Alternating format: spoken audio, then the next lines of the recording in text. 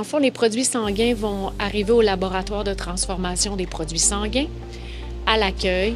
Ils arrivent dans des boîtes. Les boîtes vont être ouvertes. Tous les produits vont être conservés à la température requise pour chacun de ces produits-là. Les produits vont être transformés dans le laboratoire de transformation.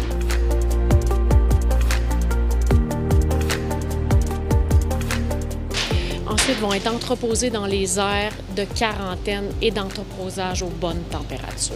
Les plaquettes qui sont prélevées dans les globules, les centres globules d'EMA Québec, les plaquettes vont être conservées en constante agitation à la température pièce.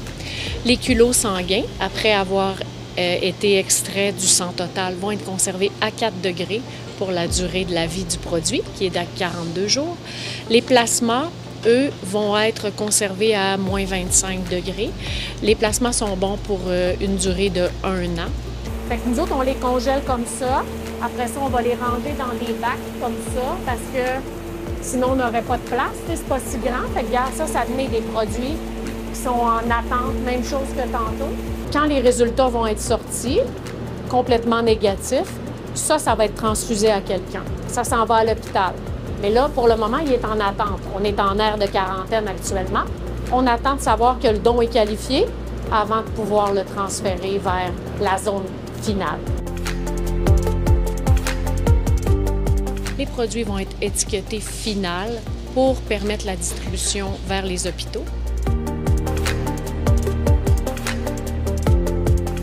Donc ici, tu as tes produits congelés, les plasmas, que ce soit les plasmas pour les hôpitaux, les cryoprécipités, qui est un autre produit plasmatique qu'on produit ici, prêt pour la distribution, donc étiqueté final. De l'autre côté, les culots sanguins, l'inventaire pour tout l'Est du Québec, dans le fond.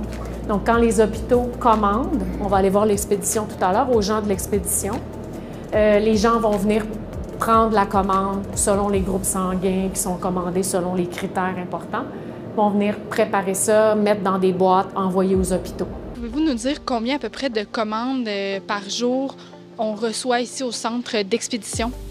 Les commandes peuvent aller de 50 dans une journée jusqu'à 200 que les gens de l'expédition nous ont dit. Si les hôpitaux ont plein de besoins urgents dans une journée, peuvent aller jusqu'à 200 commandes. S'il y a des protocoles de transfusion massive, effectivement, il va y avoir plusieurs commandes qui vont être faites.